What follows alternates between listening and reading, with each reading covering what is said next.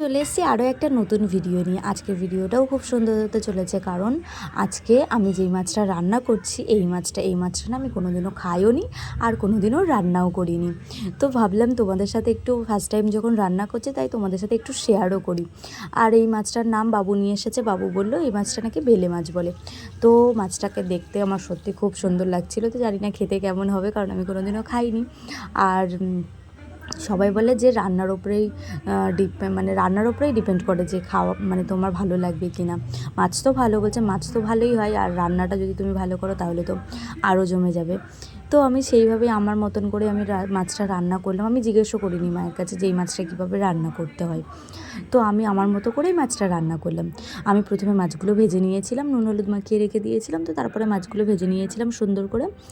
ভেজে নেওয়ার পরে তারপরে ওই মাছ ভাজার তেলেই দিয়ে দিয়েছিলাম একটু শুকনো লঙ্কা, একটু জিরে আর একটু তেজপাতা, ওই ফোড়ন দিয়ে দিয়েছিলাম। দিয়ে তারপরে আমি একটু আলু দিয়ে দিয়েছিলাম। ওই তেলেই আলুটা ভেজে নিয়ে ভাবলাম ওর মধ্যেই মশলাটা কষিয়ে নেবো, আলুটাও সেদ্ধ হয়ে যাবে। কারণ আমি এই মাছটা তো ঝোল করবো না, আমি তো মাছটা একেবারে একটু কষা কষা টাইপের করব। কারণ আমি একটু ডাল করেছি, একটু থোড় ভাজা, তারপরে করেছি চাটনি। তো সেই জন্য ভাবলাম যে মাছ তো আর ঝোল করবো না, তাহলে একটু কষা কষা করি, তাহলে আলুটাও সেদ্ধ হয়ে যাবে।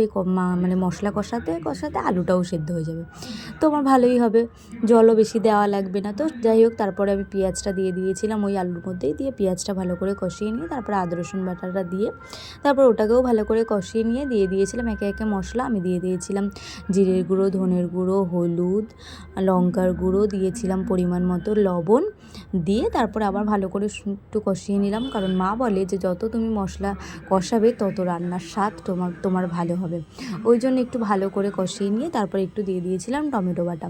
আজকে টমেটো বাটাটা দেখে মনে হচ্ছে আমি শুকনো লঙ্কা বাটা দিয়েছি, কিন্তু না, এটা টমেটো বাটাই। তো যাই হোক, আমি তারপরে মাছটা তরকারিটা ভালো করে কষিয়ে নিয়েছি, মানে তেল ওঠা না পর্যন্ত। তো দেখো তেল ওঠা ভাবটা চলে এসেছে কি সুন্দর। তো তারপরে দিয়ে দিয়েছিলাম অল্প পরিমাণে জল, একটু অল্প পরিমাণে জল দিয়ে দিয়েছিলাম। জল দেওয়ার পরে তারপরে দেখো কি সুন্দর করে ফুটে উঠবে, আর তেলগুলো ওপর থেকে কি সুন্দর করে ছেড়ে দেবে, দারুণ হয়েছে। মানে আমার দেখেই মনে হচ্ছিলো লোভ লাগছিল খুব।